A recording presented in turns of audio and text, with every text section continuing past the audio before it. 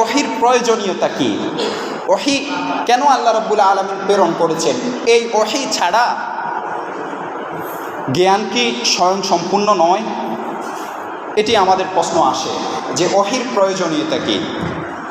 ওহীর প্রয়োজনীয়তা হচ্ছে, আসলে আল্লাহ রাব্বুল আলামিন আমাদেরকে দুনিয়ার বুকে চলার জন্য দুইটি জিনিস দান করেছেন। কয়টি জিনিস? দুইটি জিনিস। একটি হচ্ছে আকল, আরেকটি হচ্ছে হাওয়াস। একটি হচ্ছে আকল, বিবেক, বুদ্ধি, আরেকটি হচ্ছে আমাদের পঞ্চ ইন্দ্রিয়।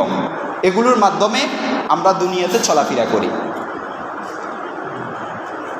এখন আমরা যদি সব বিষয় সম্পর্কে এই আকল এবং হাওয়াস দ্বারা যদি ফয়সালা নিতে চাই তাহলে আমাদের ভুল হয়। কারণ আকলের ক্ষেত্রে ওয়াহামের মুদাখালাত থাকে। ওয়াহাম বলতে ধারণা।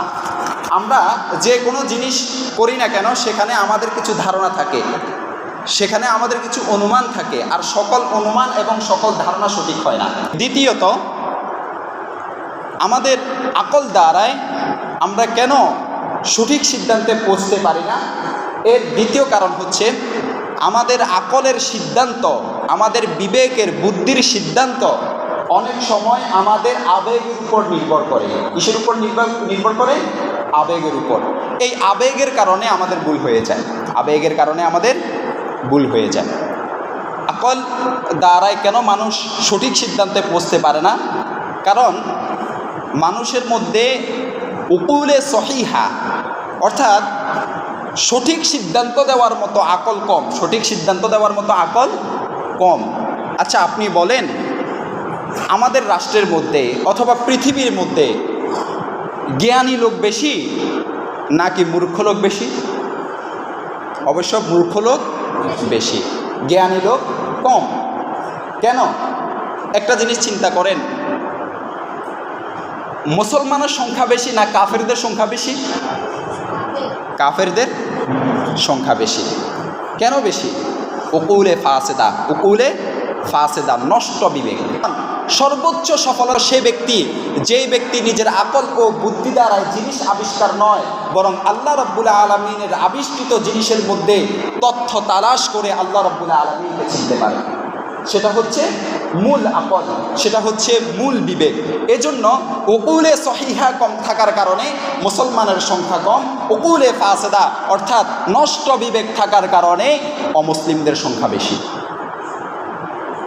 তাহলে বুঝে আসছে যে আমরা যদি আমাদের আকলের মাধ্যমে, আমাদের পঞ্চ ইন্দ্রিয়র মাধ্যমে যদি কোনো সিদ্ধান্ত নিতে চাই তাহলে সেক্ষেত্রে ভুল হওয়া স্বাভাবিক, সেক্ষেত্রে ভুল হওয়া স্বাভাবিক।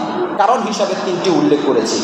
একটি কারণ হিসাবে উল্লেখ করেছি যে আমাদের আকলের মধ্যে ওয়াহাম থাকে, আমাদের বুদ্ধির মধ্যে ধারণা থাকে, আর ধারণার কারণে ভুল হয়ে যায়।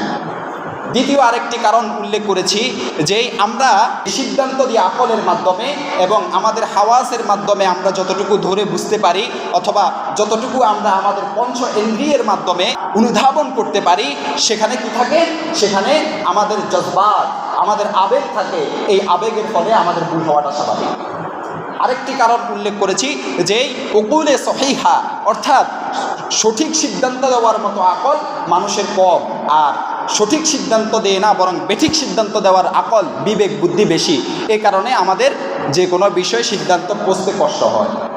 এজন্যই আল্লাহ রাব্বুল আলামিনের পক্ষ থেকে এমন একটি নির্ভুল, যার মধ্যে 100-100 সঠিক তথ্য থাকবে, এমন একটি হেদায়েত নামা, এমন একটি আল্লাহ রাব্বুল আলামিন থেকে পুস্তিকা আমাদের প্রয়োজন, এমন একটি বিধিবিধানের কিতাব প্রয়োজন যার মাধ্যমে আমরা সঠিক সিদ্ধান্তে পৌঁছতে পারি।